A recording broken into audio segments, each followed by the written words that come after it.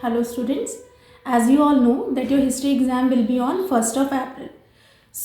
जैसे कि स्टूडेंट्स हमेशा टेंशन में रहते हैं कि लास्ट मोमेंट हम क्या प्रिपरेशन करें, हमें ऐसा क्या करें कि हमारी परसेंटेज बहुत अच्छी आए और हम 80 on 80 क्लिक कर सकें.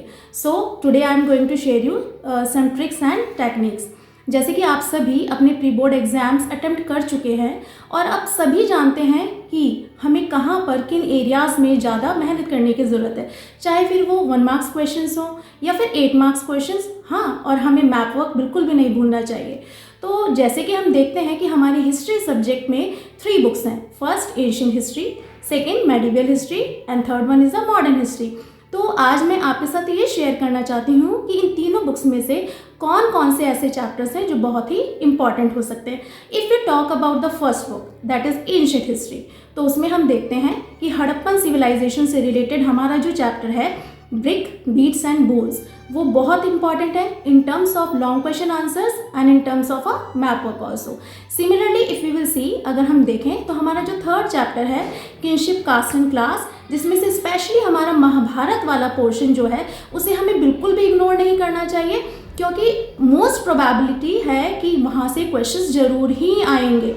End of course the fourth chapter that is the Buddhas chapter, उसमें से हमें मैप वर्क बिल्कुल नहीं भूलना चाहिए. साथ ही अमरावती स्तूपा एंड सांची स्तूपा से रिलेटेड क्वेश्चंस हैं, उन्हें बिल्कुल भी इग्नोर नहीं करना चाहिए. अब बात करते हैं सेकेंड बुक की, जो है हमारी मेडिवल हिस्ट्री.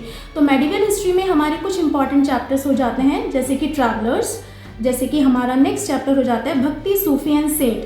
तो इसमें हमारा सूफीज़म का कॉन्सेप्ट जो है और भक्ति सेंट्स का जो कॉन्सेप्ट है उसे हमें बिल्कुल इग्नोर नहीं करना चाहिए. तीनों ही बुक में इक्वल वेटेज जाती है हमारे मैप वर्क की. तो map work is very important and without map work हम अच्छे मार्क्स स्कोर नहीं कर सकते.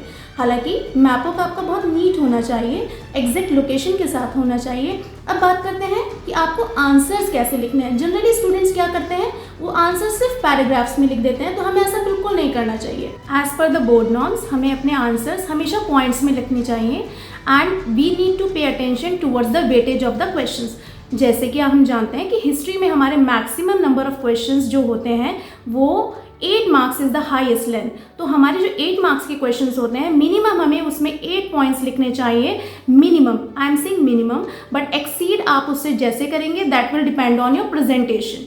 तो जैसे कि आप आंसर लिखते हैं तो सिंपली हमें आंसर्स फ्लैट नहीं लिखने हैं, हमें हर इम्पॉर्टेंट ईयर को, हर इम्पॉर्टेंट पर्सनालिटी को हाईलाइट करना है. और सिर्फ इतना ही नहीं, अगर पॉसिबल हो सके, if you are a very good at time management, तो आप हर आंसर के साथ अपना एक फ्लो चार्ट भी डिज़ाइन कर सकते हैं. That will be very impressive and intelligence to.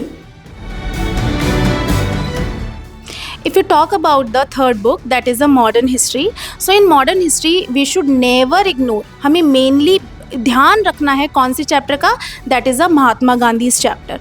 It is 100% surety दैट महात्मा गांधी वाले चैप्टर में से आपको क्वेश्चंस के साथ साथ मैप वर्क भी डेफिनेटली क्वेश्चन पेपर में मिलेगा ही मिलेगा.